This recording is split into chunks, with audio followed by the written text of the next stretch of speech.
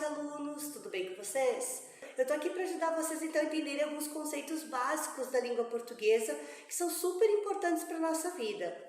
Por que eles são importantes? Porque à medida que a gente compreende esses conceitos, a nossa leitura melhora, a nossa escrita, a nossa interpretação, por isso que é bem importante relembrar. Hoje nós vamos falar sobre o sujeito. O que é o sujeito de uma oração? Sujeito é o ser da frase. O sujeito se divide em 5 categorias. Nós temos o sujeito simples, composto, oculto ou desmencial, indeterminado e a oração sem sujeito. Turma, eu falei para vocês na sala de aula, antes da pandemia, eu relembrei esses conceitos. Trabalhei com todos os meus 8º anos isso. Então, mas vou reforçar, porque afinal das contas estamos há muito tempo longe um dos outros. O que é o sujeito simples? Quando a gente pensa em simples, a gente pensa em algo básico, vamos supor, né? Agora, nos dias dos namorados, um presente simples, uma flor, um bombom. Simples, que só tem um ser atuando, um nome importante. Aqui no meu exemplo nós temos o homem dormiu. A gente, para encontrar o sujeito, sempre pergunta... Que pergunta a gente faz para o verbo? Isso, a gente pergunta para o verbo quem. Quem dormiu? O homem. Ah, prof, mas se eu sublinhasse só homem, tá certo? Em partes, porque se você deixar o o de fora, você está mantendo apenas o núcleo do sujeito destacado. Mas o sujeito em si é toda essa resposta que é obtida do verbo. O homem dormiu, sujeito quem dormiu? O homem. Isso é o sujeito simples. Nós temos, aí que vem, nós temos uma única palavrinha importante, homem. Um núcleo, sujeito simples. Núcleo, palavra importante. No sujeito composto, nós temos então 2 ou mais palavras fundamentais no sujeito. Como se descobre o sujeito perguntando para o verbo? Isso! Dormiram o homem e a mulher.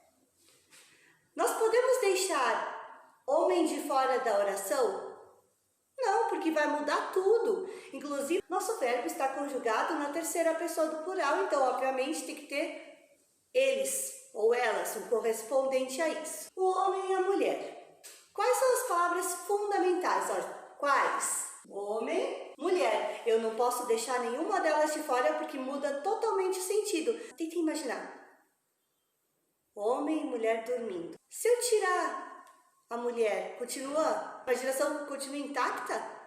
Não? Então é importante que o composto é formado então por 2 núcleos, ou seja, 2 palavras importantes ou mais. Eu posso criar uma frase com 30 núcleos do sujeito, porque o composto, ele quer 2 ou mais. Sujeito oculto.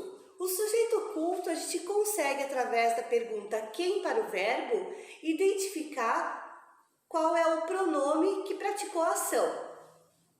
Estou na escola sozinha nessa experiência inédita na minha vida. Vocês deveriam estar logo ali, mas enfim, estão do outro lado da tela. E assim que puder, estiver seguro, nós vamos nos reencontrar. Saudades de vocês, sabe? Vamos lá.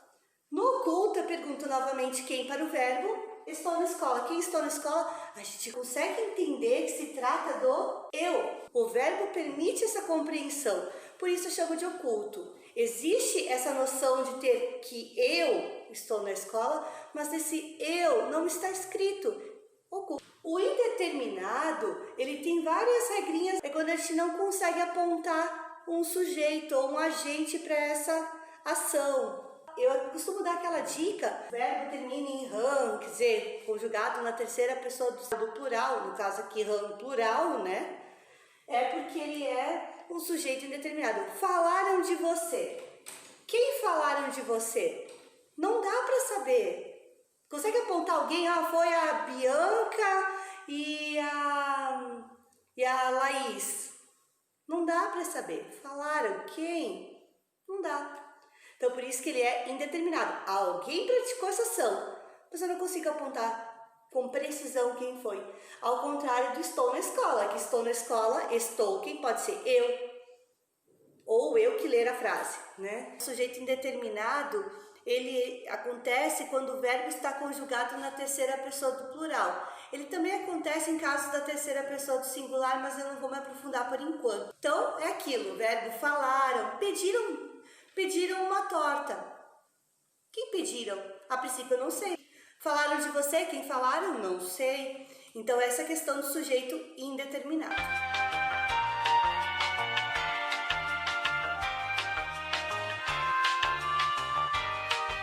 E a oração sem sujeito, o verbo representa um fenômeno da natureza, a gente já consegue ter uma oração sem sujeito. Venta, o verbo, fenômeno da natureza. Quem venta? O vento. Não, né? Então, fenômeno da natureza não tem sujeito. Certo? Conseguiram entender? Se não conseguiram, vocês podem entrar em contato comigo que eu auxilio mais um pouco, tá? Ainda sobre a oração sem sujeito, vale a pena lembrar que ela acontece em que casos? Acontece, então, quando o verbo expressa um fenômeno da natureza, neva, venta, né? Enfim, chove. Uma chuva de aplausos caiu sobre o artista. Uma chuva de aplausos caiu, o verbo é caiu, não chuva. Aqui chuva é um substantivo. Chuva de aplausos é sujeito, inclusive. Só é oração sem sujeito se o verbo for o fenômeno da natureza. Também a oração sem sujeito, quando o verbo haver, ele pode ser trocado por existir.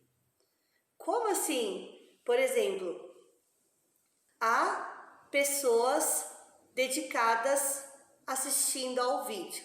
Posso dizer, existem pessoas dedicadas assistindo ao vídeo? Posso. Se eu posso fazer essa troca, é oração sem sujeito. Há muitos livros na biblioteca. Eu posso dizer, existem muitos livros na biblioteca? Posso. Oração sem sujeito novamente. Ou quando tem o verbo fazer, indicando o tempo decorrido. Faz anos que não a vejo. Oração sem sujeito também. Basicamente isso.